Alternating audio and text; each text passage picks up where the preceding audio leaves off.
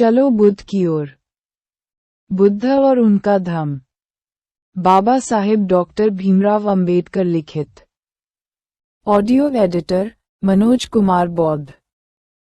नमो बुद्धाय। 23। तब शुद्धोदन अपने मंदिर में गया, प्रार्थना की और कई मांगलिक क्रियाएं की। उसने अपने पुत्र के सकुशल लौट आने के लिए कई मन्नतें मांगी। 24। इस प्रकार शुद्धोदन, गौतमी और यशोधरा यही मनाते मनाते अपने दिन गिनने लगे कि, हे देव, हम उसे जल्दी से जल्दी फिर कब देखेंगे।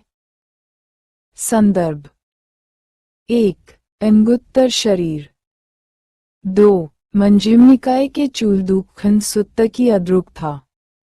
3. जातक निदांतक था। 4. बुद्ध चरित अश्वघोष, सर्ग 1-49 से 89 तक। 5. जातक निदानठक था। 6. अंगुत्तर बॉडी 1:2, 1-7। 7. मध्यम निकाय के चूलदुखन सुत्त की 8वीं कथा। 8. पाली परंपरा के अनुसार भद्दकच्छवाना यशोधरा सुप्रबुद्ध शाक्य की कन्या थी। 9. अश्वघोष कृत बुद्ध चरित सर्ग 4, श्लोक संख्या 9 से 22 तक। 10. अश्वघोष कृत बुद्ध चरित सर्ग 4, श्लोक संख्या 23 से 52 तक। 11. अश्वघोष कृत बुद्ध चरित सर्ग 4, छंद 56-571। 12. अश्वघोष कृत बुद्ध चरित सर्ग 4, श्लोक संख्या 65 से 82 तक। 13. अश्वघोष कृत बुद्ध चरित सर्ग 4, श्लोक संख्या 84 से 96 तक। 14. जात का वथा, निदान। 15. अश्वघोष कृत बुद्ध चरित सर्ग 6 के श्लोक संख्या 7 से 11 तक। 16. अश्वघोष कृत बुद्ध चरित सर्ग 6 के श्लोक संख्या 15 से 23 तक। 17. अश्वघोष कृत बुद्ध चरित सर्ग 6 के श्लोक संख्या 26 से 41 तक। 18. अश्वघोष कृत बुद्ध चरित सर्ग 6 के श्लोक संख्या 43 से 50 तक।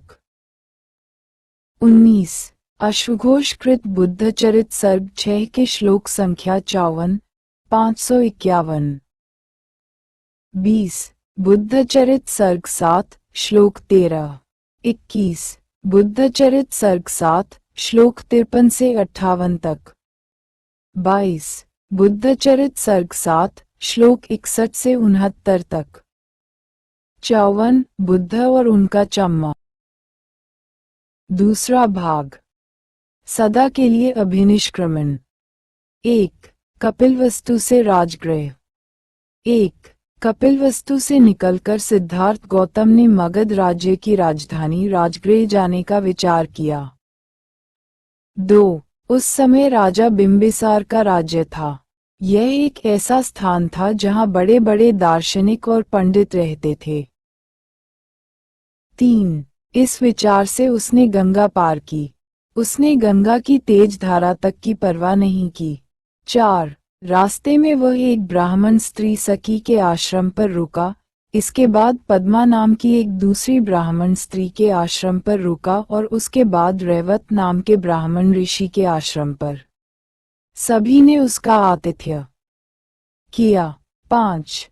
उसका व्यक्तित्व, उसकी तेजस्विता और उसका अनुपम सौंदर्य ऐसा था कि उस प्रदेश के सभी लोगों को आश्चर्य हो रहा था कि उसने सन्यासी के वस्त्र कैसे धारण किए हैं। 6. उसे देखकर अन्यत्र जाता हुआ कोई वहीं खड़ा रह गया। वहीं खड़ा खड़ा कोई शीघ्रता से उसके पीछे हो लिया। जो धीरे धीरे चल रहा था वह तेजी से दौड़ने लगा और जो बैठा था वह तुरंत खड़ा हो गया।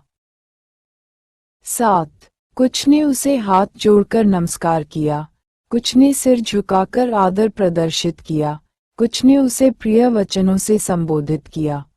कोई एक भी ऐसा नहीं था जिसने उसके प्रति अपना आदर का भाव न दिखाया हो।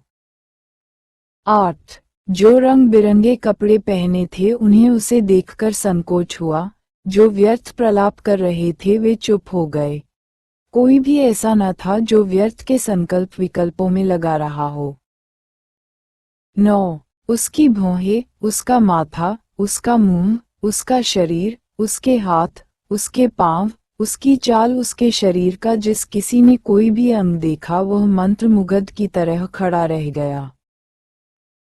10. बड़ी लंबी और कठिन यात्रा के बाद गौतम राजगृह पहुंचे, जो कि 5 पहाड़ियों से घिरी हुई थी, जो कि पर्वतों से सम्यक सुरक्षित और अलंकृत थी और जहां चारों ओर मंगलकारी पवित्र स्थान थे। 11. राजगृह पहुंचकर उसने वहां पांडव पर्वत के नीचे एक जगह चुनी और वहां अपने रहने के लिए पत्तों की एक छोटी सी झोंपड़ी बना ली। 12. कपिलवस्तु से राजगृह पैदल चलकर कोई 400 मील की दूरी पर है। 13. सिद्धार्थ गौतम ने ये सारी यात्रा पैदल की। 2. राजा बिंबिसार और उसका परामर्श। 1. दूसरे दिन वह उठा और उसने भिक्षापात्र हाथ में ले भिक्षाटन के लिए नगर में जाने की तैयारी की। उसके इर्द गिर्द बड़ी भीड़ इकट्ठी हो गई। 2. मगध नरेश श्रेणीय बिंबिसार ने अपने महल के बाहर लोगों का जमघट देखा। उसने कारण जानना चाहा। एक दरबारी ने उसे इस प्रकार कारण बताया। सदा के लिए अभिनिष्क्रमण 55।